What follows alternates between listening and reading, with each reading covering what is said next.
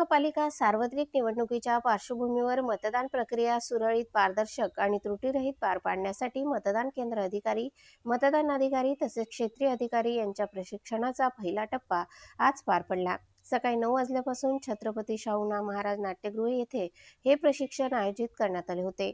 आयुक्त तथा निवडणूक अधिकारी नितीन कापडनीस यांच्या मार्गदर्शनाखाली संपूर्ण प्रशिक्षण प्रक्रिया राबविण्यात आली। राज्य निवडणूक आयोगाच्या निर्देशानुसार शहरातील 19 प्रभागांमध्ये एकूण 507 मतदान केंद्रांची व्यवस्था करण्यात आली आहे। मतदान केंद्रावर नियुक्त अधिकारी व कर्मचारी वर्गाला मतदानाची संपूर्ण प्रक्रिया, इलेक्ट्रॉनिक मतदान यंत्राचा वापर, मतदारांना मार्गदर्शन, नियमावली आणि आचारसंहिता याबाबत सविस्तर मार्गदर्शन करण्यात आले। दिव्यांग मतदारांसाठी विशेष सुविधा उपलब्ध करून देण्यात आल्या असून त्यासाठी 15 दिव्यांग शिक्षकांची नियुक्ती करण्यात आली आहे। तसेच प्रत्येक मतदान केंद्रावर आशा वर्कर यांचीही सहाय्यक म्हणून नेमणूक करण्यात आली आहे। प्रशिक्षणाला गैरहजर राहणारे किंवा कर्तव्याचे पालन न करणाऱ्या अधिकारी कर्मचाऱ्यांवर कडक कारवाई करण्यात येणार असल्याचेही स्पष्ट करण्यात आले। संबंधित कायद्यानुसार शिक्षा होऊ शकते असे आयुक्तांनी सांगितले। कॅन्डिडेट 5 त्याच्यानंतर बॅटरी कंडिशन किती आहे, हाय बॅटरी लेवल हाय असं दाखवेल तुम्हाला। नंतर हे झाल्यानंतर बघा डिस्प्ले क्लोज झाला, त्याच्यानंतर तुम्ही आता हे मशीन आपण मतदानासाठी रेडी झालं असं म्हणू शकतो। म्हणजे बघा बॅलेट दाबल्यावर आता इनव्हॅलिड आल्यानंतर काय करायचं आहे,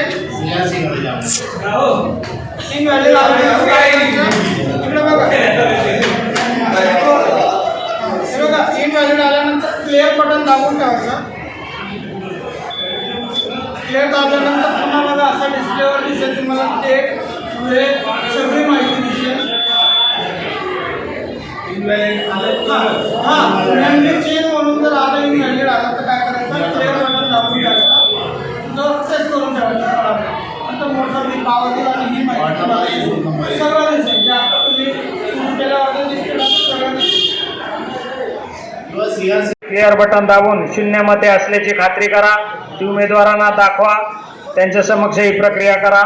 कंट्रोल युनिटवरील बॅलेट बटन प्रथम दाबायचं आहे। त्यानंतर पहिल्या जागेसाठी निवडणूक लढविणाऱ्या उमेदवारापैकी एका उमेदवारास मतदान करायचं आहे। आमची सूचना तुम्हाला अशी आहे, ज्या वेळेस तुम्ही मॉकपोल कराल क्रमाने मतदान करावं।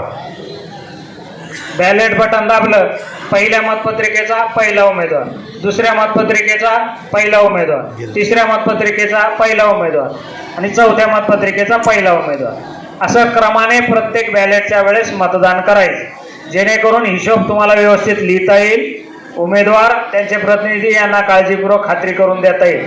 उलटसुलट बटणं दाबून गोंधळ करून त्या प्रक्रियेमध्ये गोंधळ निर्माण होऊ शकतो। दुसरं बॅलेट दाबलं का पहिल्या मतपत्रिकेचा दुसरा उमेदवार, दुसऱ्या मतपत्रिकेचा दुसरा, तिसरीचा दुसरा, चौथीचा दुसरा, परत तिसरं बॅलेट दिला की तिसरा उमेदवार, अशा क्रमाने त्या संपवायचा। चौथ्याच्या वेळेस चौथा, पाचव्याच्या वेळेस पाचवा। 4 मतपत्रिका आहेत, उमेदवार किती आहेत त्या संख्येच्या प्रमाणात प्रत्येकाला किमान 1 मत येईल आणि जास्तीत जास्त 50 इतक्या मर्यादेपर्यंत। जर जास्त उमेदवार असतील तर 50च्या पुढे जात असले तर हरकत नाही। 60 उमेदवार असेल तर 60 नोटासह 60 होणारच आहे ना, तर मग 60च्या पुढे जाईल। जेवढे उमेदवार असतील तेवढ्यांना किमान 1 मत टाकलं पाहिजे आणि किमान मर्यादा त्याची 50 आहे। त्यामुळे या पद्धतीनं प्रत्येकाला मतदान करायचं, त्या मतदानाची नोंद करायची, नोंद करून त्याचा हिशोब दाखवायचा। हिशोब कसा दाखवणार, रिझल्ट बटन दाबायचं, मतदान झालं की क्लोज बटन दाबा, क्लोज बटन दाबल्यावर रिझल्ट बटन दाबा। रिझल्टमध्ये डिस्प्ले पॅनलवर प्रत्येक उमेदवाराला किती मत पडले याची संख्या येईल।